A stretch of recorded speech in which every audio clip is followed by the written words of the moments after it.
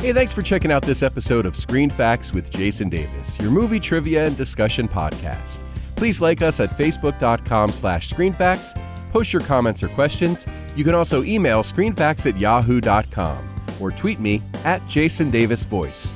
For details on how to access past episodes, please visit jasondavisvoice.com/podcast. Well, joining me for this episode of the podcast, you know her, you love her, you can't live without her, my wonderful wife, Sue. Thanks, honey. Hi once again, and this is a very special episode. It is. Episode 100. That's right. Triple digits. Wowee. It's a milestone. It is. We picked a movie to talk about. People are going to listen to this and go, why did they choose this movie for episode 100? I mean, you'd think they'd make a big deal about episode 100. Well, this movie is super special to us. Because it was a movie we saw on our very first date together. That's right. And, and it's funny because, you think a movie is not really a great first date thing to do because you can't talk and all that. But I think that was the point. We had dinner, and, we had a nice conversation over dinner. And I thought, well, maybe, if there's a good movie playing, it'll give us a little time to, just kind of hang out together and enjoy something together. And then we can maybe talk about the movie afterwards if we want to or something like that. And we did. Well, we actually didn't talk about the movie too much after. No, we really didn't. We talked about a whole lot of other things after. That was a long time before Screen Facts with Jason Davis was even thought of as a thing. That's true. It wasn't even a twinkle in our eye, honey. That's right. So, yeah, we had probably one of the greatest first dates of all time. Definitely. Certainly for me. It was definitely for me. Yeah. Absolutely. Yeah, our first date lasted more than 12 hours. Yeah, it did. Yeah, it was pretty amazing. Yeah. And I remember that I was up more than 24 hours straight. Whew. And I wasn't even tired. Oh, my gosh. That's how good the date was. Oh, wow. You were smitten. Yeah, I was. So, enough of our yapping. No, I could talk about that date forever. Everybody's throwing up in their mouth right now, though. Fine. So, sorry we got all mushy on you. So, the movie we're going to talk about is Get Smart. The movie was originally released June 20th, 2008. Of course, it stars Steve Carell, Anne Hathaway, Alan Arkin, and Dwayne Johnson. Directed by Peter Siegel. Written by Tom J. Assel and Matt Ember, based on characters created by Mel Brooks and Buck Henry. Steve Carell and B.J. Novak also did some uncredited work on the script. So. Why do I know that name, B.J. Novak? B.J. Novak's an actor, but he is also the guy who founded that List app. Oh, okay. Estimated budget, $80 million. Domestic gross, $130.3 million. Worldwide, $230.7 million. So this was a big moneymaker. It sure was. And I actually read that there was a sequel in the works that was originally supposed to be released 2013, 2014, but I think they were having some script issues. So I don't know if it's ever going to get made at this point. I mean, this movie's almost 10 years old already, which is amazing. That's right. It feels like a pretty new movie to me already. Well, that's because it's a special it doesn't movie. seem like we've been together that long. No, I know. It's pretty cool. Yeah. And it was funny because we were watching the movie again to prepare for the podcast, and we were both saying how very current it feels now because it's a whole thing with Russia and the Cold War, and now we're kind of back in that mindset, unfortunately. Yeah. So bad for our country, good for this movie, I guess. Good for comedy.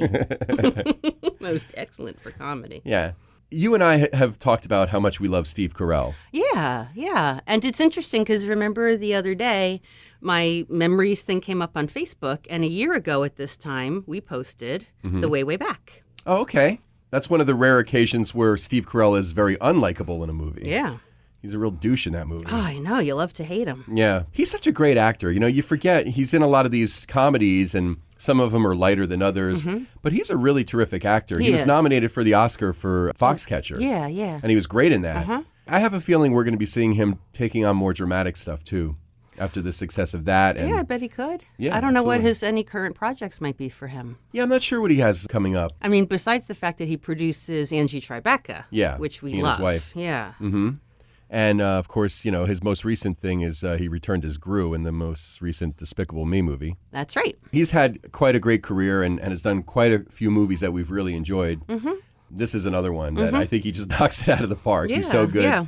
Anne Hathaway, surprisingly, keeps up with him. I think so very well. I'm not just saying it because she's a New Jersey girl. She's a theater kid, even though she is. And I don't mean that as a knock on her acting ability. I think she's a really good actress. Yeah. I just mean that He's kind of has a background in improvisation Yeah. and being funny and all that. And she had to just kind of hold her own. And I mean, when you don't know what's coming at you, but you know you're working against someone who's, been known to just slay it. I mean, how nervous would that make you? well, we took the time to watch the extras that were on the Blu-ray too. Yeah. And they showed the two of them kind of riffing off of each other. It might have been a screen test even. Yeah, they said that a couple of her little ad-lib replies in their improv actually made their way into the script. Yeah. And that was the point I was trying to make, that, Yeah. She came up with some really funny stuff just during improvisation with him. So good on her. Good on her. And another guy who I think is so underrated, Alan Arkin. Oh my gosh, I love him. Oh my God, he elevates anything that he's in. He does. He really does. He was excited to work with Steve Carell again because the last thing they had done together was Little Miss Sunshine. Oh, that's right. That's right. I forgot they were in that together. Great movie, I know, too. that's a super good one. Yeah, he's really good. I mean, he doesn't have a huge role in this movie. He's the chief, but every scene that he's in, he's great. Yeah. They had asked him, how did you feel about taking on such an iconic role? And he said, well, I never really watched the show, so to me it wasn't iconic. It was just a role. Okay. I watched the show, as a kid and growing up. I wasn't a regular follower, so I can't think in my head, what was the chief like on TV as compared to what he did? Yeah, I think the chief character is probably designed to be sort of the straight man to Maxwell Smart. Yeah. Whether it's Don Adams or in this case Steve Carell. Yeah. He plays him a little different, I guess. I think so, right? I didn't watch the show religiously. I remember watching it every once in a while when I was younger in reruns because I thought it was cool with the shoe phone and all that kind of stuff. Gadgets. Yeah, So the cool. gadgets are always fun. Yeah. And one other guy I want to give props to is Dwayne Johnson, too. Yeah. The Rock. Again, here's a guy who a lot of people probably think of, he's this big muscular action hero guy, like wrestler. He's just a goon. He's got amazing comedic timing. He does. He really does. And he's got a good face. Yeah. I'm not really surprised by that personally because having seen him crush on Saturday Night Live a couple of times, he's just a charismatic guy, And didn't you say even his wrestling, when he was in his wrestling days, a performer? His wrestling persona was very entertaining. Yeah. And he was very popular, too, as a wrestler. Yeah. Still is. I mean, I think he still wrestles every once in a while, Oh, wow. too. I haven't watched wrestling in a long time.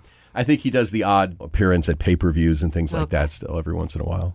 Hey, and in this movie, he had hair. Yeah. We're like, hey, look at that. Hair. Hair on the Rock. Yeah, I think his baldness is probably by choice. I think he chose to shave his head. I don't know that he's, bald. I mean, I don't care. I'm just saying. No, but yeah. I'm so used to seeing him Yeah, bald now now he's- that everything you he's see in him is bald. from, years ago. Yeah. We had watched that other movie where he was the CIA agent with Kevin Hart. Central Intelligence, Yes. I think it was called. Yeah. We caught it on HBO or whatever. The movie itself was just okay. It wasn't great. He was funny, though. Yeah. He was really good. Yeah. so. I mean, and he went through that phase of doing movies like, like Tooth Fairy. Yeah. And all of those things. And, And that's always good when you have a big, bulky guy like that playing, a character like that. yeah, Schwarzenegger did that for a little while, too, with Kindergarten Cop and Okay. Jingle All the Way and Twins. So, yeah, that's pretty much a guarantee laugh when you have a big, muscle-bound guy doing funny stuff. Yeah. Yeah. I think my favorite thing that he did in the movie was the, I could kill you. Yeah. Oh, I know you could. And he's like cracking up in this. No, really, I could. Really, I could. And he's got like the straight face Yep. again. It's just like really well Yeah. done. Yeah, he's really good. Yeah. Oh, no. So the cool thing about this movie, it's among the most successful films adapted from a TV show. In fact, the only ones that have performed better at the box office besides this are the more recent Star Trek movies with Chris Pine, the Mission Impossible movies with Tom Cruise, 21 Jump Street movies, which are both very fun too, The Fugitive with Harrison Ford, and Sex and the City. So this is among the top films based on a TV show. Very and it's cool. also the highest grossing non-animated film with Steve Carell as the leading man as well. That is cool. It is considered an origin story. Did you know that? That makes sense now that you say it. Yeah. When he starts the movie, he's an analyst. Right. And then, his dream is to become an agent. And Right. this is the story of how he becomes Agent 86. There's a lot of really cool Easter eggs in this movie. If you're a fan of the TV show, you probably caught them all. Right. If you're kind of going, gee, I wonder if they paid homage to the TV show in the movie. Yes, Yes, a lot. they did. Yeah, I love the museum. Yes. They had actual things from the TV show Yeah. in a museum of Control Yes. in the movie. Yep. And then, when he has to get the car and find a suit, he just, he's like, oh. And that Right. was actually the suit that Don Adams wore. Yeah. Really cool. Yeah. And the car and the shoe phone. Right. And The Cone of Silence. There were All the some doors were the same doors. sequence, right? Yep. And the telephone booth. Yep. There were some signature lines from the TV show too. Yes. Missed it by that much. Sorry about that, Chief. Would you believe? Yeah, exactly. Would you believe? Yeah, so they really did a nice job of paying respect to the original, but putting a new spin on it. Yeah. I loved the fact that they didn't just go ahead and use the music from the TV show, Yeah. but you could hear the theme working Yeah. its way into different parts of the scoring. They used the theme, but it was a kind of a modernized version of the Yeah. theme. And when he punches the combination in a couple of times on the duck on the pond, and then when he Yeah. has to punch it in Oh, yeah. going through the corridor as well. That's, if you listen carefully, it's da da da da. It's great. Yeah. Good stuff. Oh my gosh, the duck decoy and Bill Murray in the tree. Yes. Come on. Bill Murray with the great cameo. Always. You know, Bill Murray is the kind of guy that he could do a cameo and kill. Absolutely. And he does that a lot. He's done, Zombieland we talked about. So, Straight line to my funny bone. yeah. And in this movie, you don't even see all of him. All you see is his face. Just You his don't even face. see his ears. Yeah. He's that cropped in that closely to the hole in the tree that he sticks his head through. Yep. So funny. He's so lonely. Will you come back again this way? What time? So originally, they weren't sure that they wanted Anne Hathaway for this. In fact, there were a lot of different actresses that were considered for the role. And they actually thought that she might be too young Yeah. to play She against is Steve like Carell. 20 years younger than him. Something like that, Something like yeah. that, or almost maybe. Yeah. But they, of course, explained that in the movie that she had surgery to get a new face. And, just take a few years off, too.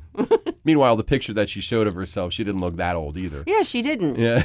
Which is funny because then, because how old was he at the time? Young 40s, maybe? Maybe in his mid-40s. Yeah. I was thinking early 40s, maybe mid 40s tops. And Yeah. then he makes that crack about her dusty uterus. She gets all offended. Yeah. Yeah, she was probably in her late 20s when they made this. Okay, yeah. I'm guessing. Or mid-20s, Yeah. something like that. The project was first in development in 1998, believe it or not. Wow. Jim Carrey was attached. And then Will Ferrell was briefly cast as Maxwell Smart, and he dropped out. Jessica Alba, Jennifer Love Hewitt, Jessica Biel, and Rachel McAdams were all considered for the part of 99 before they signed Anne Hathaway. And it's interesting because they tried to get all of the surviving original cast people in this and cameos, and they wanted to get Barbara Feldon, who was the original 99. Yeah, okay. But she turned down the invitation. Aw. She didn't want to be in it for whatever reason. Barbara Feldon said that Agent 99 was originally supposed to be Agent 100 because she was 100%. Okay. But Buck Henry decided that 99 sounded more feminine. Okay. That's why she was named Agent 99. And it's funny that we're talking about Agent 99 on episode 100. Oh! We're keeping So- it 100. So the original Siegfried in the show, played by the great Terrence Stamp in this movie, was played by Bernie Capel, and he has a cameo in the movie. Fans of 70s and 80s TV will like know very me. well who Bernie Capel is. Doc Adam Bricker from The Love Boat. That's right. I actually didn't know that his name was Adam Bricker. Yeah? That's what I learned. Oh, yeah. And the woman in the photo behind the chief's desk is Jane Dulo, who played 99's mother in the original TV series. That's right. And the man who was in the airplane that they commandeered was Leonard Stern, who was an executive producer and writer of the TV series. In the opening scene, there's a picture of a wanted criminal on Max's refrigerator. Mr. Big is the name Oh, that they yeah. have. That was actually the first villain in the original series as well. Okay. And it was the original actor pictured, Michael Oh, Dunn. fun. See, that's bumping the lamp. Here you go. All the If you little don't know what details. that means, listen to the Roger Rabbit podcast. Yeah, Who Framed Roger Rabbit. The screenplay for the movie was featured in the 2006 Blacklist, a list of the most liked unmade scripts of the year. I wonder if this equals in a more current list. Yeah, maybe. I wonder, can you look those up? I don't know. I'm gonna Probably. try You probably that. could Google anything, right? I hope they make a sequel, although it's 10 years later now. I know. But they could still do it. I mean, Yeah. I feel like they still look young enough to pull it off. Steve Carell and Anne Hathaway. Because Yeah. from what I've read, they're all supposed to return Dwayne Johnson as well. Oh, wow. And I think Alan Arkin. So, Wow. yeah, I mean, it would be great if they got all those guys back. Wow. I love Alan Arkin so much. They asked him, what do you look for in a script that maybe you didn't look for 30 years ago? Mm-hmm. And he said he looks for a script that doesn't have long speeches. Okay. He looks for a script that there's no night shooting. Okay. And he looks for a script that he doesn't have to talk in any foreign language anymore. And they asked, "Are these easy to come by?" And he said, "Yeah, fairly easy." Yeah. Yeah, I mean, they had some nighttime stuff in this, but not that didn't involve him. Yeah, So, yeah. yeah, I can understand that. You know, when you get to be a little bit older, you probably don't want to have to try to memorize mounds and mounds of dialogue. Yeah, yeah. Yeah. Priorities change a little. Sure. He's so good, though. Yeah. So, and that was one of the things when we saw this movie on our first date that I really thought about, how I was excited that we were laughing at the same stuff. That's true. Yep. I thought, oh, good. We both have a similar sense of humor. Although I would find out a couple of dates later that I liked raunchier stuff more than you. You've come around since, but I've loosened up a little I over have the years. definitely Yeah. corrupted you when it comes to that kind of stuff. No, but we were giggling and chuckling and Oh, yeah. laughing Yeah. and holding hands. Yeah, that was nice. Yeah. That's kind of a cool thing, you know. When you say, "Oh, a movie's not a good first date," well, then, it depends. Yeah. Well, if it's the only thing you're going to do on the date, then no. Yeah, no. I kind of figured, after dinner, it might be a fun thing to do, sort of spontaneously, and then if we had fun, we can hang out afterwards. Yeah. And I was actually, for me, this was bold because we said, let's go over to the movies and see what's playing. Oh, that's right. We weren't even sure. Yeah. What was And we're like, available. oh, look what's coming up next. Get Smart. That looks That'll fun. be good. Yep. Yeah. Clifton Theater on Route 3. There you go. For those of you Shout from out. Jersey that are listening. Yeah, so Agent 23 tells Max that assassinations are prohibited by Executive Order 12333. That's actually a real thing. Oh, wow. It was signed by President Reagan in 1981. It kind of had a broader purpose, but basically it says, among other things, no person employed by or acting on behalf of the United States government shall engage in or conspire to engage in assassination. So when he tells Max, That's funny. of course I wasn't trying to assassinate anybody. How was the assassination? Well, you know that Yeah, assassinations exactly. are prohibited. Yeah. The cool skydiving scene, too. Yeah. Which, by yeah. the way, before the skydiving scene, the stuff that happens on the plane is so funny. Oh my gosh, when he's in the bathroom and he's trying to get out of the zip tie. Yeah. And he's got the Swiss Army knife that has all the contraptions and he's using the crossbow that shoots the little harpoon. Mm-hmm. I kept thinking, why doesn't he use the scissor? Why doesn't he Because use that the wouldn't knife? be funny. I know.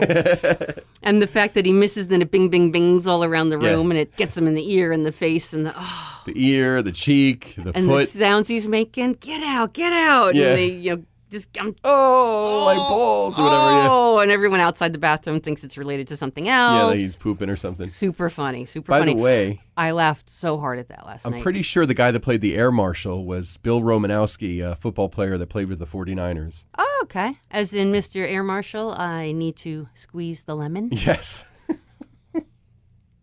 It's so funny. Yeah, but then when he accidentally, he shoots the thing and then hits the eject button before he gets the parachute on. So good. But even like, the stuff he was saying about the bad guy, the big Indian Oh, yeah, guy. his head looks like Easter Island. He looks like an Easter Island head. That guy was enormous. Yeah, God, he's enormous. And his Yeah. head, his face, his chin, yeah. kind of scary. Yeah, he looked like his face was carved out of rock. Yeah. Yeah, I think that guy actually was a professional wrestler, or is a professional Okay. wrestler too. But the skydiving scene was actually shot over 70 jumps during a 4-week period. They always kind of timed it at the same time of day, so there was continuity. So the actors were skydiving, or were the actors like doing green screen and they were using stunt people? Yeah, or? stunt people for any of the faraway stuff, I guess. Yeah, But okay. yeah, I mean, there was stuff on the extras, I think, where they showed them, the actors doing green screen for Okay, the up-close yeah. stuff. So it's a 5-minute sequence in the movie. And to think that took 4 weeks and 70 jumps to accomplish. Yeah, yeah. And I'm watching it thinking, maybe I should try skydiving sometime. And then by the end of it, I thought, yeah, maybe I'll let other people do it. You know, I don't know if I I've want heard to. it's amazing. I have a couple of friends who have done Yeah. it. They raved. I've always wanted to do it, and I'm real brave when I talk about it. And I know as soon as I get up in the plane and I'm staring out, the door of the plane, I'm probably not going to want to do it. I'll probably shit myself. If I'm being honest.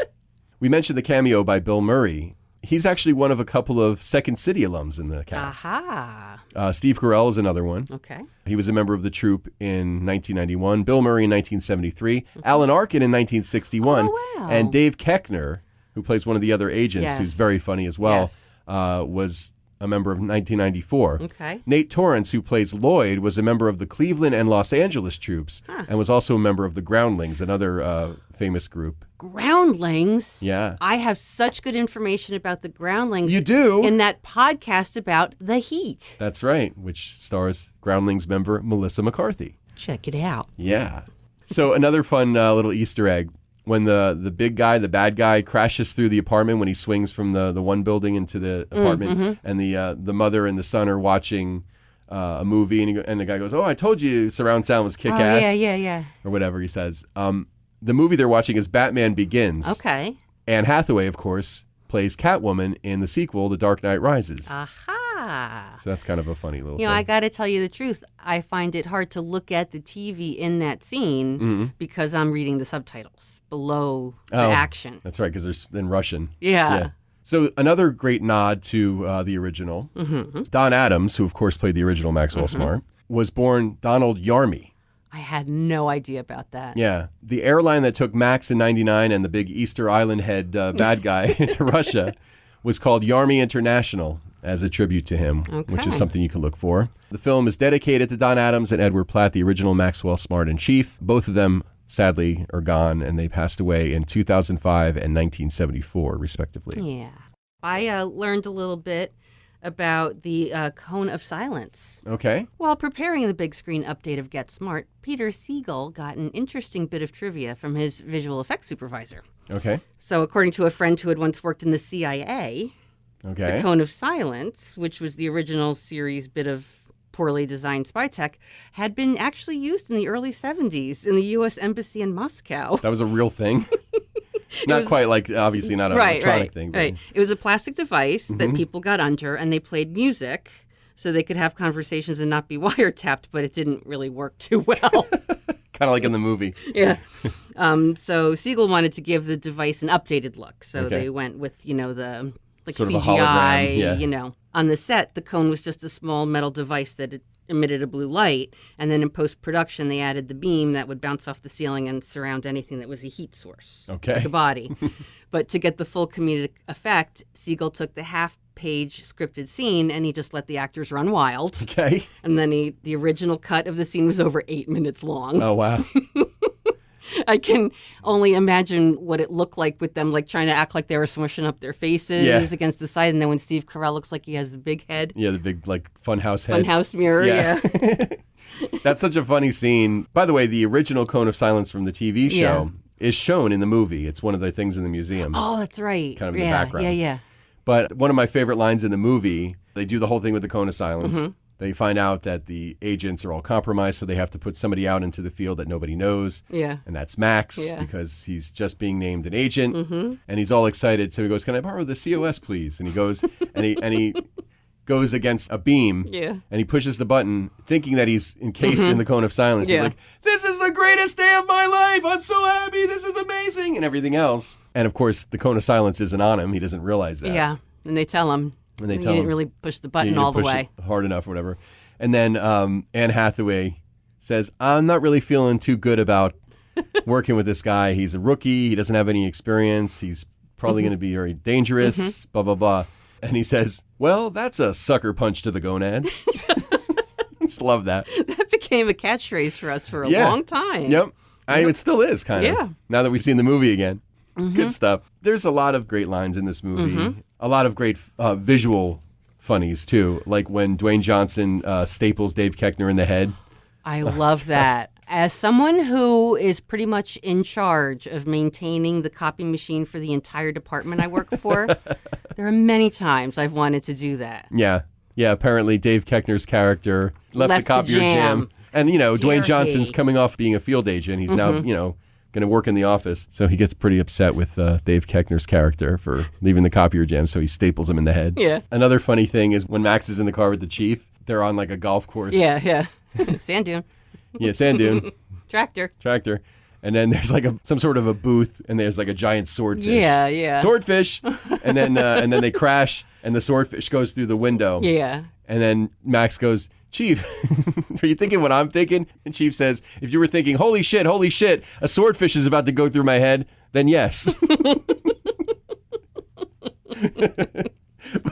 But it's funny because the way Alan Arkin says it, Yeah. because he's got that dry sort of. Holy shit, holy shit. It's just the way Alan Arkin says it that's funny. When they got together and started, rehearsing and everything, they said, what can we inject into this? Steve Carell actually suggested a comedic Bourne Identity. Okay.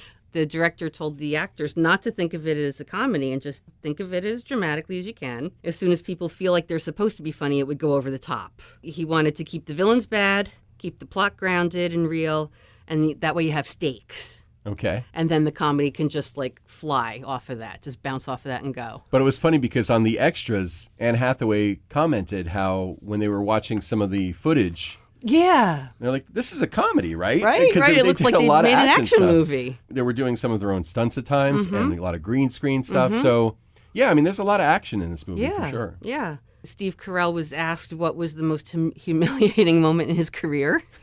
And he said, Anne Hathaway in 6-inch stilettos still being able to run faster than me during the action scenes and Get Smart. I'll never, ever live that down. My friends won't let me. Well, again, 20 years younger, But That's funny, though. when I read that, I went, oh, and I'm looking at her shoes and all the scenes, and there was just only one or two where she had little booties on, but I'm like, she's doing that in heels. Yeah. Anne Hathaway actually said she was a pretty big Get Smart fan. Oh, okay. Her mom used to watch it all the time. Okay. And she's a Jersey girl, as I may have mentioned. Yep. So I feel a certain kinship with her. She grew up spending her summers in Cape May. Okay. And her cousin and her would go out on their bikes and play Get Smart. Oh, that's You cool. know, and one would be 99 and one would be Max, and they would go out and How funny. beat up chaos agents, but they were actually just hitting trees. Nice. And I thought that must have been so much fun. Well, the bad guy in this movie was as big as a tree, so why not? Hey-o. Very good. Yeah, I mean, it's funny, and then here she is in the movie, right? Yeah, yeah. It's cool. Now, you know what scene we absolutely didn't talk about? What's that? The dance. Yeah. Well, I was just thinking about that when you were talking about how good she was in the heels and stuff. Yeah. Yeah, the dance sequence was something that they decided to put in, and the only one that had any kind of a background was her, Anne Hathaway. Because yeah. of musical theater. Yeah. So, but they all worked really hard, and they nailed it. I mean, it's funny. It's a great scene. Yeah, yeah. So another funny scene, we talked about the signature lines. We mentioned missed it by that much, but the other one is, would you believe? Would you believe? Yeah, when Max says, I think it's only fair to warn you, this facility is surrounded by a highly trained team of 130 black ops snipers. I don't believe you. Would you believe 24 Delta Force commandos? No. How about Chuck Norris with a BB gun? Which could probably do as much damage. That's right. This movie even has a Chuck Norris joke. Come on. Come on. You gotta love it. Yep. And we do. Yeah. That's about it for Get Smart for me. You? Yeah, I think so. All right, cool. Well, honey, as always, thank you for being a part of the podcast. But more importantly, thank you for being a part of my life. Oh, Max. And I mean that. Oh, honey, thank you. We have a great life together. I'm too. very lucky, very blessed. Me too. And I'm very grateful. Oh. And also, thanks to you for listening. We really appreciate it. You can like the Facebook page at facebook.com/screenfacts. You can also let us know if you have a favorite scene we didn't mention. If you have any other comments or questions, post them on the Facebook page, or you can email us, screenfacts@yahoo.com. Please also follow me on Twitter at Jason Davis Voice. And if you're listening with iTunes, if you have a minute, please leave a review. Show theme music by Audionautics.com. And thanks to our announcer, Kim McKay from Kim'sVoice.com. Screen Facts with Jason Davis is a production of Jason Davis VoiceOver. Visit jasondavisvoice.com if you need a voice for a commercial, narration, promo, internet video, e-learning or training program, and more. Click on the podcast page to get information about where you can download and listen to past episodes. Listen again next Wednesday for a new episode of Screen Facts with Jason Davis.